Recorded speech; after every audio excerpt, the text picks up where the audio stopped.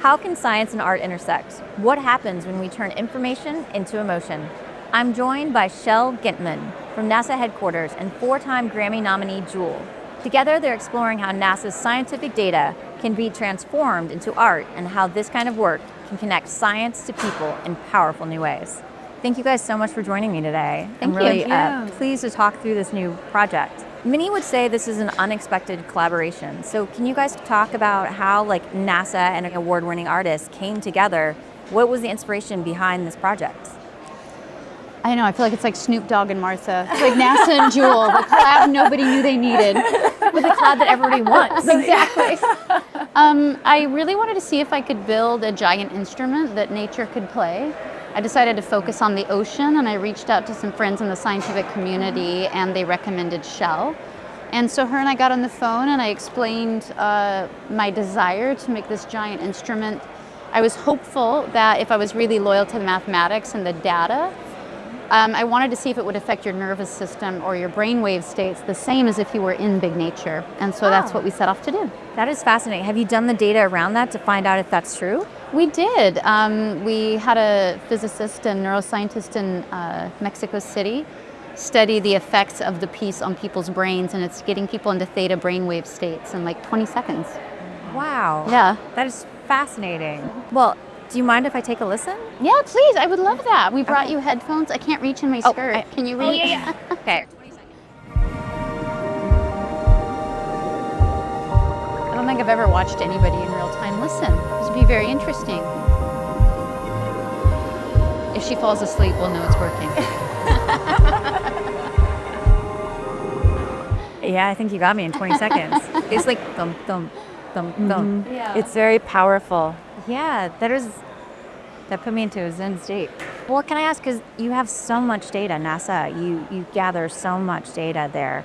So Chelle, how did you and Jewel work together to decide which data set you were going to be using? You say you want this big instrument that nature's playing. So how did you narrow it down to what's that perfect data set? So we have 150 petabytes of data right now. Wow. So Jewel essentially came in with an idea of what she wanted to convey. And my background is in oceanography and ocean data. And so we would have these conversations, these sort of long conversations about what she wanted to think about and what she wanted, the emotional experience, the visual experience, the sound experience. And then I would think about different data sets that could help convey that. Like one of the ideas was a journey to the bottom of the ocean and back. And so then I naturally thought about echo ocean model data, that we could do this. And she wanted a sense of surround, of weather surrounding you. So satellite data, where you took data around you and it would wash over you. So the data sets, I'm really lucky to have worked with this type of data for over 25 years.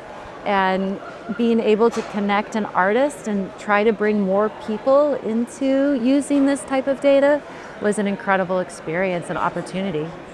I mean, it was about creating a data sculpture where you carve out, out of hundreds of thousands of data points, Chelle has access to, creating a narrative, which, as she said, takes us from the surface to the wind mix layer to the midnight zone and back up. Wow. And that started to narrow the scope of what we chose. And as you're moving through those different zones and everything else, did you tie specific, like the heartbeat and the breathing and the ambient noise and everything that's there, did you tie that to certain data points, like to be consistent, or how did you create the sculpture around it? Yeah, I wanted to remain really loyal to the data, where we didn't change it to try and get the effect we were looking for. So it was looking for specific types of data we thought would work. And then I created a sound vocabulary, basically. Okay. And so a specific piece of data is then linked to a specific color and a specific sound. Oh, wow. So the heartbeat and breath is linked to the temperature. So as we dive, it gets colder, and that's what causes that heartbeat and breath to slow down that you listen to. So colder equals slower. And that created the tempo map, for instance. And are you building a visual along with the audio? Yeah, so it's an 8-foot tall sculpture that is about, 3 or 4 feet wide. And it has volumetric light programming. So there's a bunch of tentacles inside with 60,000 points of programmable light. And That's so amazing. the dolphin data that Chelle was able to give, as the dolphin data moves, it's moving the pink color around. So Oh. each piece of data is assigned a color as well as a sound, and then it gets volumetric programming.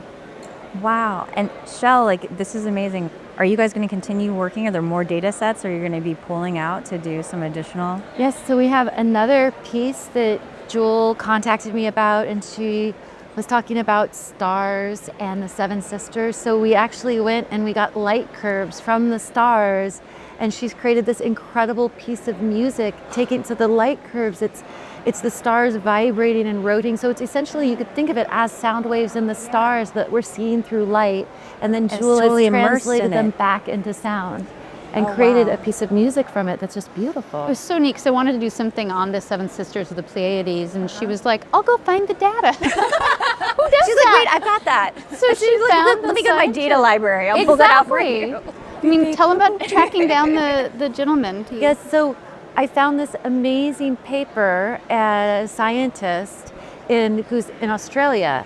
And we found this paper where the scientists had used Kepler Space Telescope data. It was the K2, it was the follow-on mission. And they had looked at the stars and long enough to like measure these light curves.